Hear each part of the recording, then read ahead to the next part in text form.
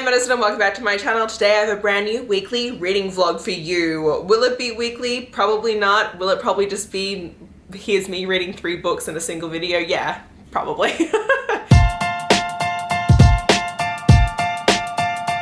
So, very excited for this vlog because, okay, so yesterday, for fun facts, yesterday I got my nails done. They look really sick. I also got a new tattoo yesterday, and as I was getting my new tattoo done, I started a new book. And I wanted to vlog my experience reading this book, but I was like, well, I'll start it yesterday just, you know, to get ahead, and then realize it was an awful idea because this book was way too smutty and taboo to start while getting a tattoo. While I was like, the entire time, I was like, oh my God, there's like probably a 3% chance she's looking over my shoulder while I'm getting this tattoo and looking at what I'm reading, but I cannot let her see what I am reading because it is extremely uncomfortable. So I started Always Be New by QB Tyler. Now this is a seriously taboo book. QB is known as the queen of taboo, and so I really wanted to vlog and read my experience reading this because I don't read a lot of taboo romances. They kind of weird me out sometimes, but I figured why not do it? And so here we are. This is a taboo like sibling romance, but sibling in the fact of like she was adopted by this family when she was 2 years old. And so like they're not blood related at all, and like there's also like a 12-year age gap between them, so they didn't really properly grow up together. But our girl, she's now 18 years old, she's in her freshman year of college, and our guy, he's like 30 years old, works at, I don't know, whatever job he has, which is close to the college, and so they see each other pretty often. His name is James, I remember his name. So when this starts off, it's finals week, they're about to go home for like the holidays, so she's at his house studying for the night, and obviously she's very attracted to him. In the very first chapter, she goes back to the bedroom that she stays in, the guest room, and she gets one out thinking of him, you know what I'm saying? She gets one out, and he hears her in the very first chapter, and I was sitting there getting my tattoo done, and I was like, oh! I was like, I cannot read this right now. I was like, oh, and the second chapter started, and he's like, oh my God, I wanna like, you know, get one off as well, but he was like, I can't do that, that's so weird. And I was like, I cannot read this right now, so I had to put it down. I'm gonna pick it back up in like 20 minutes. But that was the first chapter, and so yeah, so that's what this romance is about. Wish me luck. I'm gonna go eat some food because I woke up way too late today. I slept in until 12 o'clock, which is fine. Like, you do what your body needs you to do. I also didn't sleep well because I'm trying to sleep without sitting on my tattoo. Look, this is my 8th tattoo that I've gotten. And this is the first time I've gotten a tattoo in a place that is like annoying to sleep with. So I have been seriously struggling sleeping and I don't even know how I'm gonna read now with it too, because like, I love the tattoo. It's just proving the healing process is gonna be a bitch with where it is. Anyway. I don't know if I can do this. You guys, I'm only like 21% in now. I'm like, I don't know what to say, because like, look, part of me is like, look, this is very well written. Okay, this is good shit, you know, but it's also like, I've been fantasizing about our brother's cock for 5. I don't know.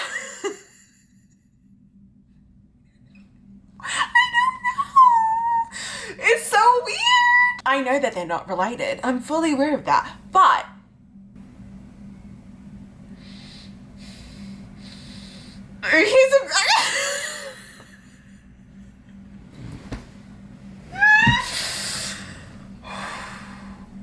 okay, I think I need to take a breather. Oh my God, I actually forgot to mention that she loses her virginity to him, by the way. She's a virgin heroine. I forgot to mention that. You know, like I kept saying before, still super well done, super hot as well. Taboos, bruh. Why can't they be for me? I'll keep going, but I want to just mention that, so. I honestly don't know what to say because I was super excited for this, except for the fact that I am now 60% in, And I was so happy with how this was going, except for the fact that I got to a part where I didn't think this was going to happen. The daddy kink appeared. It was like a wild Pokemon. You walk around, have fun, and it was like, boom, daddy kink. I'm like, why? Why would you bring in the daddy kink in a book where you already had the taboo of them technically being adoptive siblings? I thought out of look, there are so many other taboo relationships, you know, like best friend's dad, ex-boyfriend's dad, guardian, any kind of like older man otherwise. And whenever I pick up those, I'm like, you know what, there's always a chance that there's going to be daddy kink in it. And I know it's going to. I did not think that this was one where that was going to. I thought I would be free of the.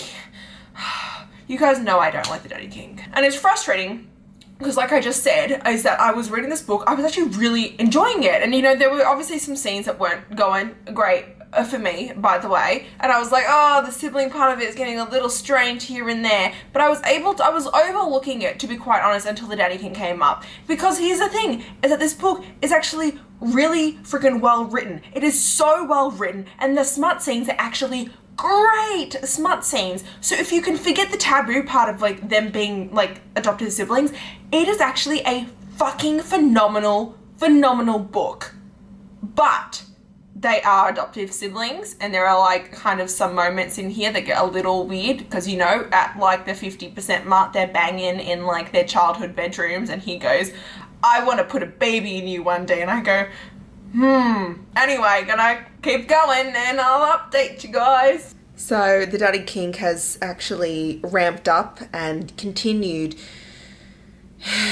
even more, and now I'm sad. So, you know, I was enjoying it. I was actually enjoying it. The sexy scenes were actually really great, and now the daddy kink is in them all, and I'm not happy. Hello, how are we doing? So I finished the book. What am I giving it? I don't really know. It's hard because it was like it was a good book. I just didn't personally. I ended up like skimming, honestly, like the back quarter of it. So I think it's like I think it's like a 3 to 5 stars. But, if you have no issue with the daddy kink and you have no issue with like step sibling romance then you will 100% give this a 5-star because it was an amazing book. So I think I'm actually not going to rate it on Goodreads because I don't want to give it a 3-star rating and bring it down because of the fact that I just don't like the daddy kink. That's just not, to me, that's just not fair on a book. But that's my basic reason behind that. Now, after I finished that, I was like, you know what? I read another book, but I'm not talking about it here. I was like, you know what? I'm going to give Cupid another shot. I'll read another one of her books. Maybe something else will work better. It's just this one had the daddy kink and that didn't work for me. So I picked up First Semester. Now, this I was excited about because it's about a 19-year-old girl and her 31-year-old college professor who like meet at a club one night and don't know who the other person is. Like he thinks that she's older and X, Y, and Z, and then it turns out, oh no, she's in my class the next day. And I was like, yay, fun. Started it, got to like their very first sex scene together in the very beginning of the book, and you want to know what happened? That's right, the daddy kink. The daddy kink happened again. We'll see. I'm probably not going to read it. I don't really know what I feel like reading. I've now put myself kind of into a slump. I do want to try and actually read this tonight, give it a shot if I can physically read it in bed, because Corinne is one of my favorite authors, and I feel like if someone's going to get me out of a reading slump, it'll hopefully be her. Anyway, I'll catch you guys up later. I need to get back off my lunch break, and goodbye. Started this isn't even accurate. I'm actually way further than this is showing because I actually switched to reading it on my Kindle because if you didn't know, Corinne Michaels is now in KU. For anyone who's never read her before, go do that. So I ended up picking it up on Kindle so I can actually lie in bed and not worry about getting my tattoo, and I can just lie on my side and read my Kindle. So I'm a bit further than this actually shows. I'm like 30% into it now. This book is way crazier than I thought. I am just like depressed, honestly. It's actually depressed in a good way. So what it is about is the fact that her brother died, her brother was killed, she was almost killed, but she wakes up 4 days later from her brother passing away, and she actually has no memory of the last 3 years. And so everyone, in order for the criminal trial to proceed, no one can actually tell her what has happened over the last 3 years because she can't be coerced to remember certain memories or think of certain things. So She literally has no idea what's been going on in the last 3 years, knows that her brother is dead, and is kind of starting to piece some things together. And the first, like, I want to say, like, lots of chapters, I don't even know how many. Oh my god, here it is. So for this much of the book, you just get Brielle's point of view as she's like confused, doesn't know what's going on. And then it's at this point that you start getting Spencer's POV. And you only get his POV at this point because this is when Brielle finds an engagement ring in her apartment, and she's like, I was engaged, someone engaged me, and no one in her life, everyone's really shocked. Everyone's like, there was an engagement ring, like you weren't even seeing anyone. Turns out her and her brother's best friend were in a secret relationship. He even proposed, she said yes, and they were like, okay, guess it's time that we tell everyone that we've been dating, and then she loses her memories. So this poor man, poor man, and no one else knows his struggle that he's going through because no one else even knows that she was dating him, and so he has no one to confide in, and he's just a depressed little nugget. I feel so bad for him. Oh my god. And apparently it seems like whoever killed her brother might be trying to come and kill her, and so like she has to have like security on her and stuff. But I'm very curious. I don't know yet who could have killed the brother. I don't know who. I feel like it's going to be a really shocking plot twist. But as of now, that's what I've got for you. And I'm so excited because it's like a romantic suspense. I just feel so bad for this guy. It's so good. It's so good. I'm loving it. So excited to keep on going, and I'll keep you guys updated. Okay, goodbye. I have to just, oh wait, where am I? I'm like 40% in. Anyway, he has like remote access to our desktop, so he can see what she's searching. It sounds kind of creepy, but it's because they used to live together. Anyway, he can see what she's searching, and he can see that she's currently searching literally him. She's searching him up. She's searching like Spencer Cross model, Spencer Cross dating history. Who is Spencer Cross dating now? He can see her Googling all this shit about him, and it is the and he's like, well, I'm flattered that she's at least thinking of me. I'm dead. I just stayed up until 2 in the morning to finish this book because it was addictive and I couldn't stop, and it just kept going, and I just love Corinne's writing and I love her books so much. So it's 2 in the morning and I want to go to bed, but I loved it, and I'll give you a better update in the morning. Okay, goodbye. You know, it's quite a rainy day here in New York, but at least I got to have this super sexy bagel today. Look how beautiful and big, and oh, you can't hear it, but it's like fluffy. Hello. Okay, so I have been meaning to update you guys, and I've not been very good at it, to be quite honest with you, but it is currently Saturday. I am about to film some TikToks and some YouTube videos, which is why I am half dressed. I have my eye makeup and my hair done, but none of my actual face is done currently because I just got some new clothes I need to try on, and I don't want to try them on with like actual makeup on my face because then I might get them dirty. Anyway, that's random information to give you guys. So, like I said, I did finish Help Me Remember the Day by Corinne Michaels. I even went back through my Kindle version and then went through and tabbed this. Look how beautiful it looks. I love them so much. There's so many tabs in here.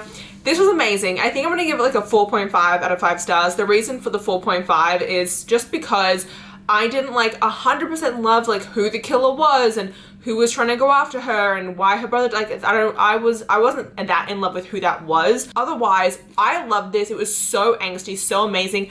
I loved him so much because he was in love with her, and like she obviously didn't remember him, and like, oh my god, and he was like, oh my, the things that he was saying to her were just so beautiful, and the entire time, like, look, he goes, I have never loved a woman before you. I have never allowed myself to love another because no one was worth that level of trust, but you are. You're worth it all, and I love you, Brielle Davis. I love you, and God help me because you are a handful. It was such an amazing love story. So many amazing things about this. Hands down, love it to death. So highly recommend this. A+ content. It was so good. And also the sex was actually really hot in this. I gotta give Corinne's sex scenes are getting better and better and better with each book, and I just gotta put that out there. I really liked it. So can't wait for the next one. And then last night I did start Icebreaker by Hannah Grace because everyone and their mum is talking about this. It's all over TikTok, Instagram, every freaking where I feel like at this point. So I was like, hey, I'm gonna give this a shot. I'm 35% in, and I will admit I was a bit hesitant to read this because I had seen someone mention that there was a trigger warning in this for disordered eating and calorie counting and put in body dysmorphia in general. This is a new adult college sport romance between a figure skater and the captain of the hockey team. So this is Anastasia as a figure skater. She is the one who has the body dysmorphia and things like that because of the fact that she's a figure skater. It is a little triggering, but not too bad at the moment because I understand where it's coming from that sport culture. And then you have, I think his name is Nate. Oh, I could be completely wrong with what his name is, but I haven't bothered checking. He is captain of the hockey team, and what ends up happening is that their ice rink ends up getting sabotaged by like an enemy college team, and so they end up having to share the same rink as the figure skaters use, and that like breeds like a whole animosity between him and Anastasia because Anastasia is pissed that the hockey members are now using her rink and it's like encroaching on like her time that she has to practice for the Olympics. And so that's where like they're like frenemies to start off with because he really wants to be friends with her and like get along, and she's like not having it. And they end up entering at this point where I'm at, like the 34% mark, a frenemies with benefits relationship because they're both hella attracted to one another. She, however, is a huge commitment phobe. Like, she is a commitment phobe to the max. Very curious to see. It's been really funny so far, some really good humor. It definitely doesn't feel like a full 5-star. I'm not like so enroached in it that I'm like, oh, I don't want to put this down, like I can't put this down, like it's not one of those kinds of books, but it is a lot spicier than I thought it would be, which I'm like, there's been some scenes where I'm like, oh my god, like it's not like kinky or anything, but it is hotter and sexier, and it's also very sex positive, okay, and very consensual. But he fingers her in the Uber while all their friends are in it, while they're drunk coming back from a club, and I was like, people, I mean, no one noticed because everyone else was plastered, but I'm like, you are literally in the Uber while everyone else is also in there. I was like, oh my god. And then when they actually do have sex for the first time, she gets on top and she does the splits on him. So she's riding him and then does the splits and is doing the splits on him. I'm like, how do you do the splits? I was like, what? Logistically, how does that even work? So that's happened so far. Nothing else that's too of note that I can think of in my brain. Yeah, that's it. I'm gonna go try on these clothes, film some things, and see you guys later.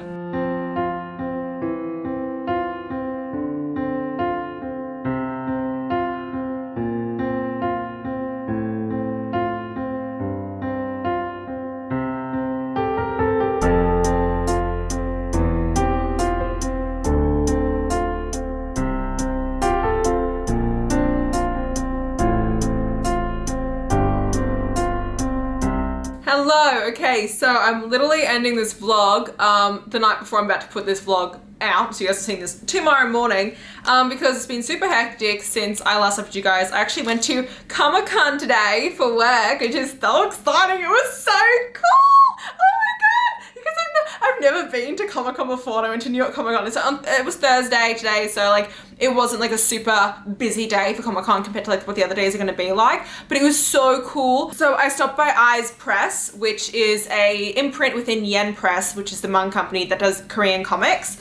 And like I got this one, which comes out on November 8th. This is The World After the Fall, and what these are some manhwas, and so they're actually all in color, and they are originally like comics that you can read and scroll like on Webtoon or Tapas and things like that. And so, oh my god, look how pretty it is! I'm so excited. So I got this one, which is really fun, and I got to meet them and speak to them, and I went to a panel that was about Webtoon, Tapas, and Yen Press and Eyes Press, which was really cool. I also got some other cool things because I'm so excited because it is the 20th anniversary of Bleach. I got this cool Bleach pin. I got this Tomb Raider King relic guide, which I'm so excited about. I won these art prints for the Remarried Empress. Oh, I got Villains Are Destined to Die as standee for that, which is really fun. And those are kind of the main things. Oh yeah, I got a True Beauty mirror as well, and then obviously I got this like Crunchyroll thing. But yeah, really fun, super cool. I am actually going to, I know this might surprise you guys, I'm not DNFing Icebreaker, but I'm not planning to actually pick it up for at least until November. I just currently have no desire to really read it.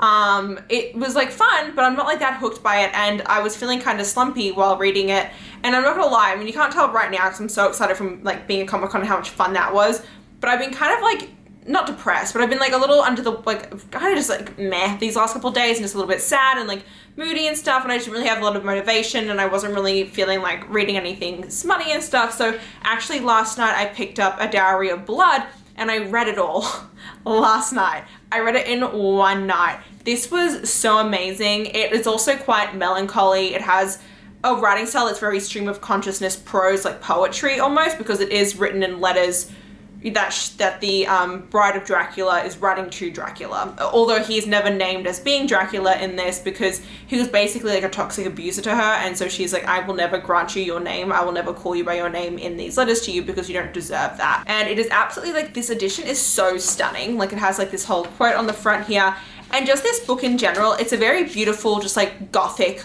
romance, but also very seductive and very sad and depressing at times too, because you have these people that are in this extremely toxic relationship with Dracula, and kind of the way that he gaslights them over the hundreds and hundreds of years, and kind of, you know, kind of gaining your power to be who you are and breaking yourself out of that relationship. And it's so amazing, and I was just so enraptured by it, and it was such a beautiful read. It was honestly one of the most prettiest books I've read, and for me to say that is a lot because, like you guys know, I don't always gravitate towards different books and different genres too often, and when they really stand out to me, that means it really is an amazing book. You know, it's like Into the Drowning Deep by Mary Grant, which I read last year, which is one of my favorite books of all time. For me to find that one of my favorite books of all time means it's such an amazingly written book. Same thing like Bedtime with Frederick Bachman. This is up there with all those books, and I do want to share my favorite quote in this, which is the reason why I decided to read it and keep going. By the way, this book is written like it's super, super quick to read. But this one quote was, "Even loneliness, hollow and cold, becomes so familiar it starts to feel like a friend." And I was just like, oh, this book is just like, it's the perfect book to read this month. So like, if you guys are looking for a book to read that's a short read for October, go out and buy this. 100% recommended. I don't want to say more because it is a book that I think you should just experience, and it is just, no matter what kind of books you think you might enjoy, just give this one a shot no matter what you read. That's my piece of advice here. Anyway, I need to finish this vlog. It's like 7:30 at night. I just got back from Comic-Con like 10 minutes ago. 7:30 at night, I need to actually have dinner. I need to take off my makeup. This is like really half-assed. I did not have the time to like curl my hair today. If anyone was wondering, this is what my hair actually looks like if I let it blow dry naturally. So if I wash my hair and then I just leave it out to dry, I don't put it in braids, I don't put it in buns, I don't do anything with it. This is how my hair looks naturally. It's pretty straight, to be quite honest. It's been like put in a bun when I work out, so it's got a couple of kinks in it, but my hair is naturally straight, fun fact. And these are like little thingies that I did. I don't know, I saw like some things on TikTok that I was like, oh, I'll try this out. I don't really love it. I think my forehead's a bit too big for these hairstyles, but I was like, I didn't have time to curl it today before Comic-Con, but I'm gonna curl it tomorrow and look really cute for Comic-Con. Got this new top in as well. This top is super pretty. But yeah, that's gonna be it for this vlog. I feel this vlog's a bit of a mishmash. I can't believe this all started when I was having my tattoo done, and now I can actually wear clothes with my tattoo. So it's healed very well. But yeah, that's gonna be it. I'm in a much better mood now than I was the last couple of days, which is really nice because I was feeling pretty down and sad, and just really mentally stressed out. My brain, my whole body was just kind of had it, and I kind of just wanted to curl under the covers and just like disappear. So that's why last night I put on like some fireplace ASMR, picked up A Dowry of Blood, put on a new candle, and it was very nice and lovely to kind of just decompress that way. I feel like there's a lot of things going on outside of my life than you guys see at the moment, and a lot of that is just getting to be a little bit stressful, and so I'm just like, love when I get new books in. So the fact that I got this today made me really happy. I love getting new books and new mangas. They really do brighten my day. Yeah, that's gonna be it. Hope you guys enjoyed this vlog. If you guys did, please let button below. If you want to see more of me, please go to my channel, and until next time, thanks so much everyone. Bye.